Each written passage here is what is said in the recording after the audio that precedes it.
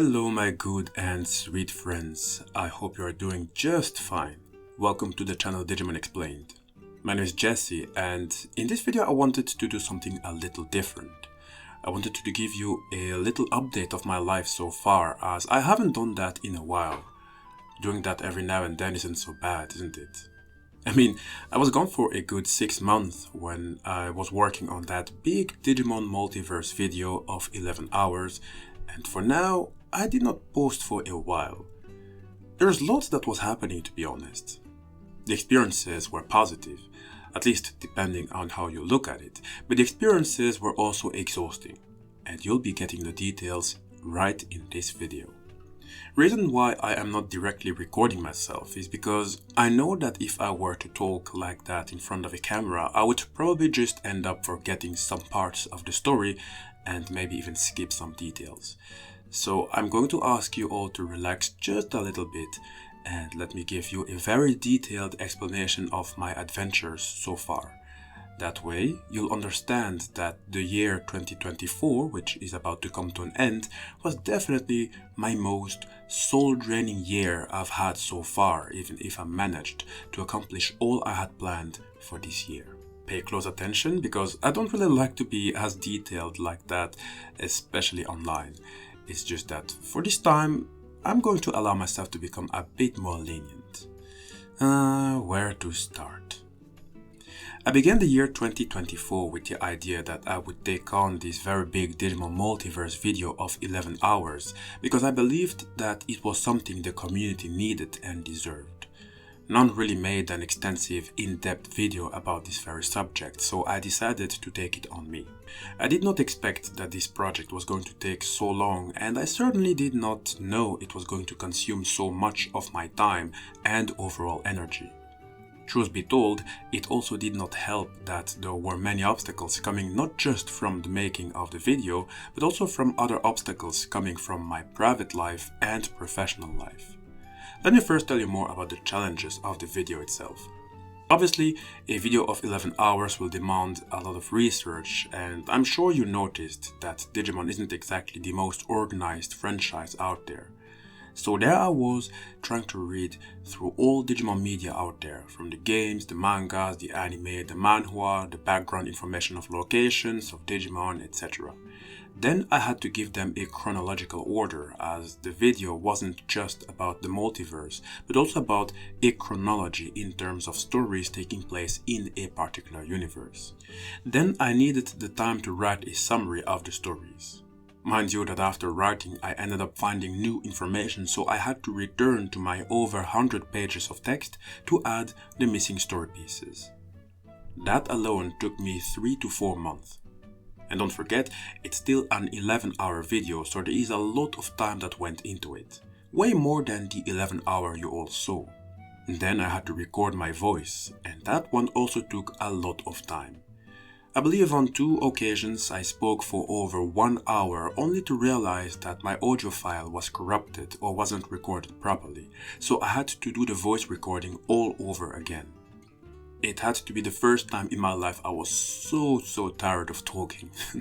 After the voice recording, I had to re-listen every single audio file just to remove blunders or unwanted noises, meaning that if it took, let us say, 15 hours to record my voice, then that would mean that I'd have to re-listen to the 15-hour file again, but slowly, just to remove what needed to be removed. After the voice recording, there was the actual montage of the video, with many pictures I had to edit myself. You might have noticed that I tried to make the video as appealing as possible, so there were many illustrations from pictures to highlighting texts to video footage showing the exact quote at the moment I am speaking.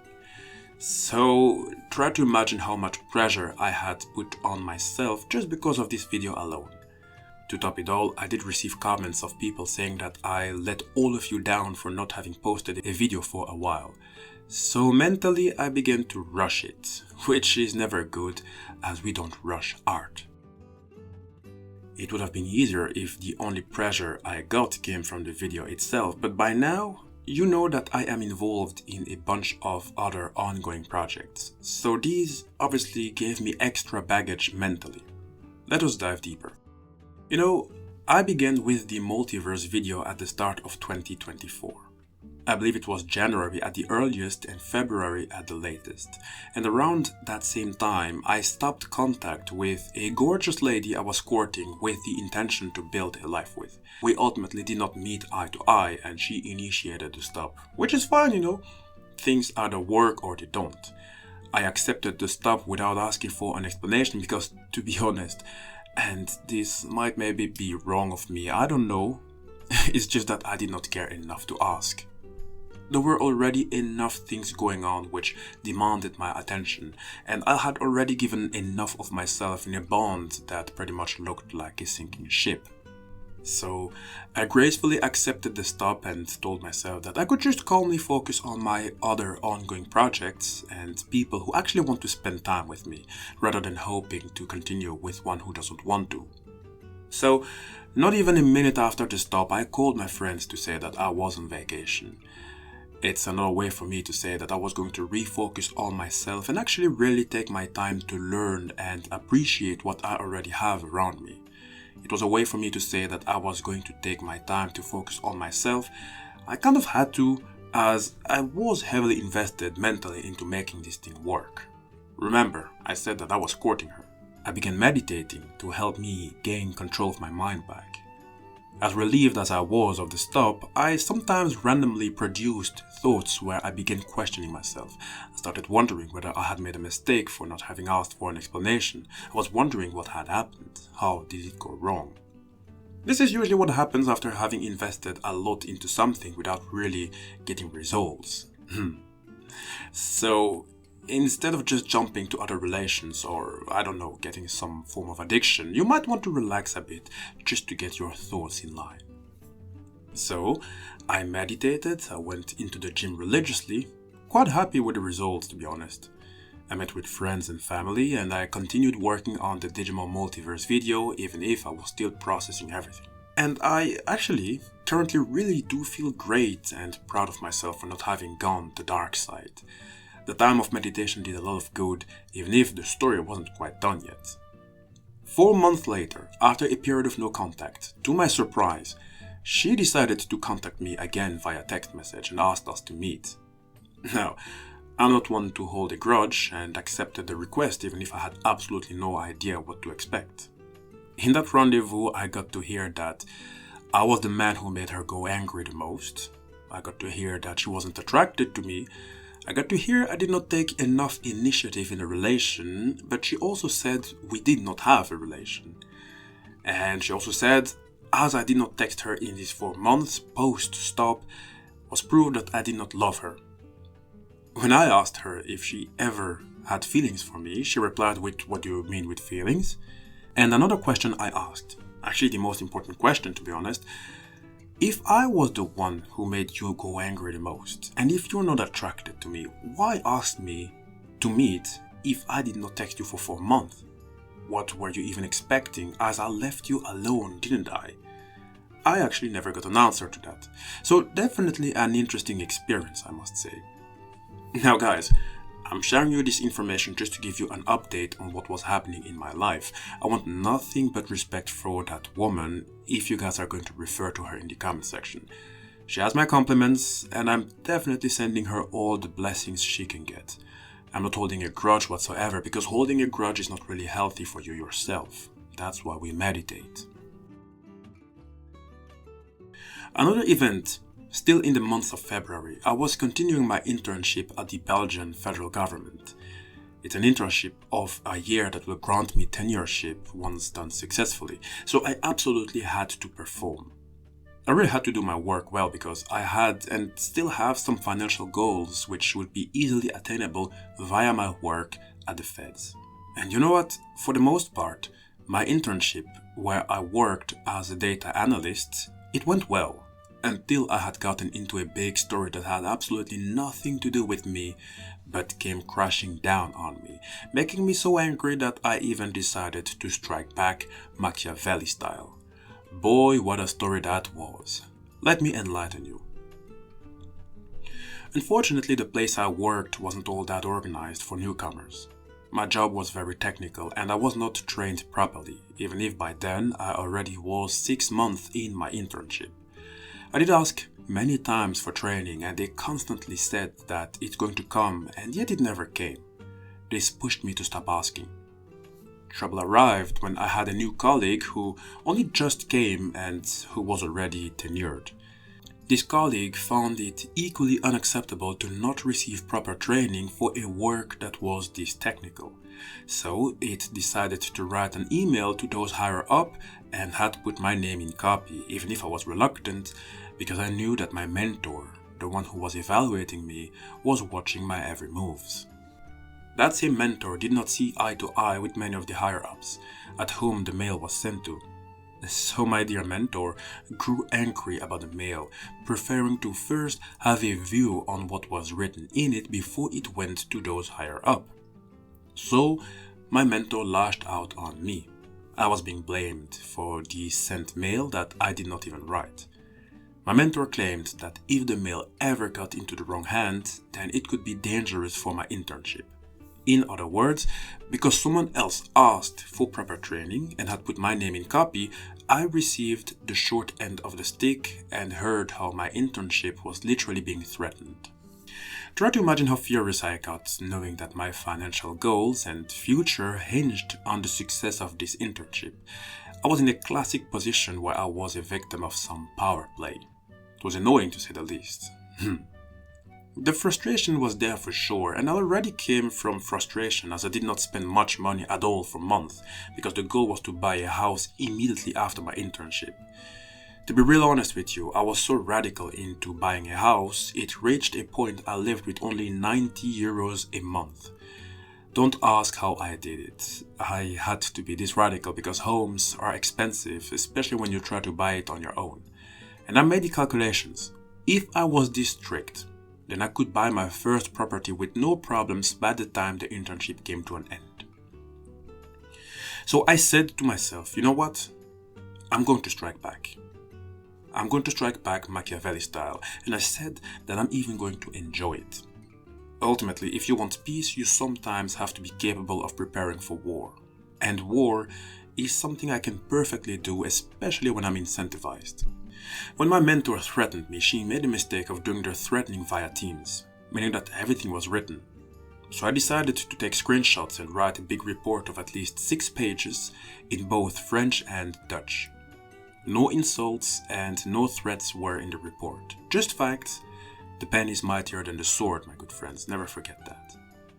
The report was sent to the higher ups, and when they laid eyes on the content, all hell broke loose.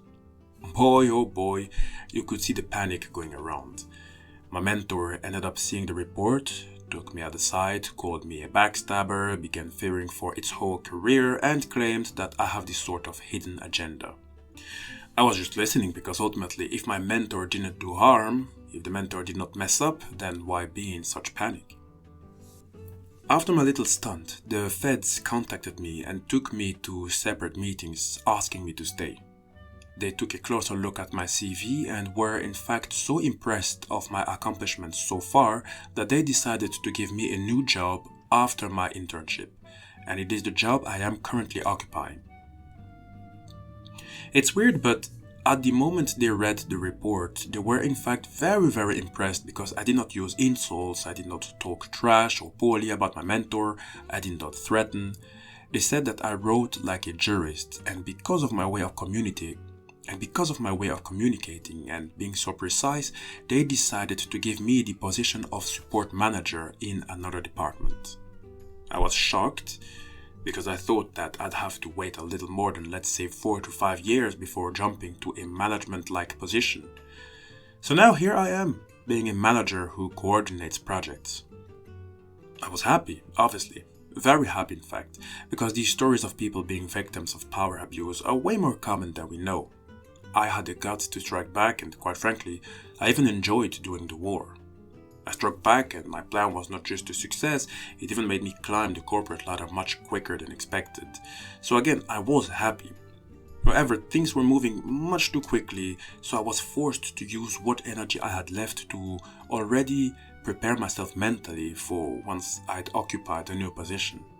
And I still had to focus on the rest of the internship, and I still had to work with my mentor despite the drama. So try to imagine going to a working place after having set fire. So I had to prepare mentally. I still had to go to work despite the drama. I was still meditating to keep my mind in check. I still tried to be available for friends and family, some of which were going through depressions. On top of that, after work, I was still working on the Digimon Multiverse video with what energy I had left. I was still living with 90 euros a month just to make sure I could afford to buy a house. So I was in this weird position where I knew I was making significant progress in my life while simultaneously being almost entirely drained by everything happening around me. My energy, even if many only saw me smile, because even when I'm exhausted I tend to walk with a smile, no one knew how tired I was.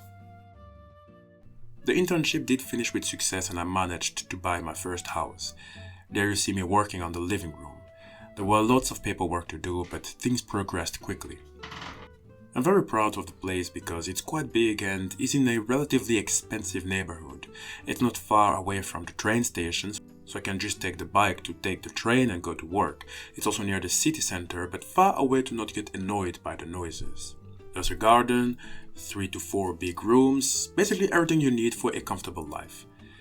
My goal was to buy the house on my own because I did develop a certain fear from stories of friends and others who bought with their partners only to see them sell the house because they separated. If I'm ever going to be raising kids or live with someone, then I told myself that I first have to put myself in a financially more secure position that is not too dependent on the other. On top of that, I already told you in previous videos that my goal is to have multiple properties, so I have to make sure that every financial decision I make is only going to get me closer to that. I have yet to move in entirely, just waiting for my king-size bed to enter. It's already bought, just waiting for them to bring it in. I would say that me having become a manager and having bought a house is definitely the cherry on the pie for 2024, without forgetting the Digimon video, obviously. Lots of obstacles, but I managed to endure and get into a more favorable position. It's really crazy, to be honest. I mean, I just told you some of the things I've been going through, and there's way more, to be honest. Way more. Heck, I didn't even tell you that I was invited to do a speech of 5 minutes to commemorate the African soldiers who died during World War II. You can see the speech on my other channel. I will put the link towards it in the description box. Not even 1 minute after my speech, next to me a car bumped on another and one of the cars went flying in the air to land on its back. The panic it created was crazy, and the sound of the fallen car made people believe we were under terrorist attacks. So, having gone through all of that, while working on the Digimon Multiverse video, while going through the vendetta at work, while processing the stop of Miss Gorgeous, while living on 90 euros a month, while still trying to be there for friends and family, I realized that I was just tired. The time I did not post videos is because I was mostly resting from all the intensities I had gone through. And I really needed to rest because at night sometimes I woke up with adrenaline because occasionally I start thinking about everything in an uncontrollable way. And then sometimes I fall asleep 1 hour or some minutes before my alarm rings, and when the alarm rings, you guessed it, I have to go to work. Never have I had a year that was this intense, to be honest, and I've got friends who told me much of the same for them. So there you have it. This is my story as detailed as possible. I'm feeling good, really good. In fact, much better now that this is out. A problem of myself is that I am not always so keen on talking about what I'm going through internally. But whatever is inside needs to come out at some point, otherwise your body will end up reacting, and usually in a very negative way. We are approaching the end of the year, so if you feel like sharing whatever it is you've been going through, please feel free. But also, just a reminder, please be respectful towards one another. Let's do what we can to keep some of the peace. Please take good care of yourselves, both physically and mentally. Ups and downs are bound to come, but that shouldn't stop us. You're strong, and I believe in you all.